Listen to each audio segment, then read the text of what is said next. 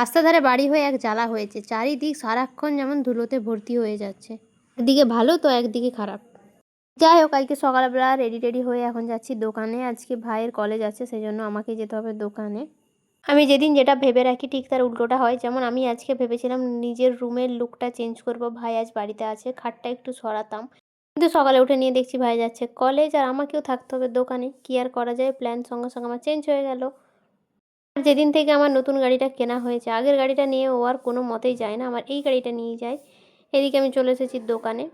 যখন দোকানদারি করলাম তারপরে এসেছিলো আজকে ফ্রেশ বাটা মাছ, মা দেখছি নিতে চলে এসেছে। আমাদের রাস্তার ধারেই সব কিছু যাই, তো এখান থেকেই পাওয়া যায়, সবজিও চলে আসে আর মাছ মাংস তো আছেই।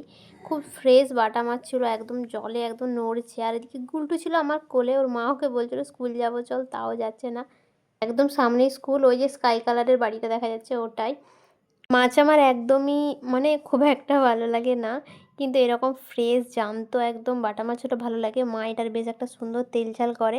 এই দেখো মাছগুলো একদম জ্যান্ত আছে, জলের মধ্যে খেলা করছে। এরকম ফ্রেশ মাছ হলে বেশ ভালো লাগে, মরা মাছ হলেই তো মাথা খারাপ হয়ে যায় আমার। আর এদিকে দেখো কলকা গাছে কি সুন্দর ফুল ফুটেছে, এত পরিমাণে ফুল দিচ্ছে গাছে, আর কালারটাও দারুণ মিষ্টি। আমাদের বাড়িতে দুটো গাছ আছে, দুটোরই একই কালার। এদিকে এতক্ষণ আমি এসেছি মুড়ি খেতে, এখন ঘড়িতে 11টার মতো বাজছে। দোকানে চাপ থাকার জন্য আসতে পারিনি, বাবা একবার মাঝখানে খেয়ে গেছিলো, আবার বাবা যেতে আমি এসেছি। মাত্র বাবা একটু আগে খেয়ে গেল, তারপরে ডাইনিং টেবিলে আরও ধুলো জমে গেল, তো ওটাই আমি ঝাড়ছিলাম। রাস্তার ধারে বাড়ি হওয়ার জন্য আমাদের বাড়িতে চারিদিক দিয়ে কাঁচ দিয়ে ঢাকা থাকার পরেও প্রচুর ধুলো হয়ে যায়। আজকে মুড়িতে ছিল আমার ফেভারিট আলু ভাজা, ওটা দিয়ে আমি সকালবেলা এখন মুড়ি খাচ্ছি।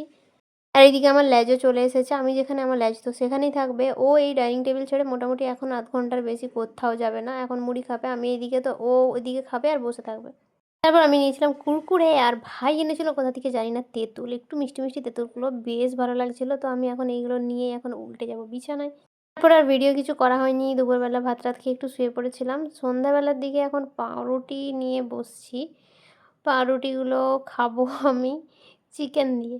মানে দুপুরবেলায় চিকেন হয়েছিল, তো চিকেনটা একটু রেখে দিয়েছে মা, ওটাকে আমি এখন পাউরুটির ওপরে দিয়ে ওই বার্গার টাইপের কিছু একটা বানিয়ে নেবো, যেটার কোনো নাম নেই।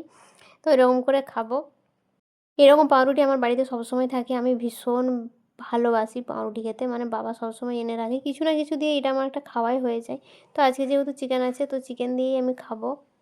আর তোমাদেরকে আমি দেখাবো যে কীভাবে আমি খাই। এই যে গরিবের বার্গার।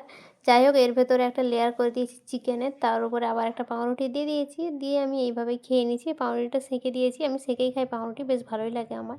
চলো তাহলে আজকের ব্লগ এখানে রাখি, দেখা হচ্ছে পরে কোনো ব্লগে, টাটা।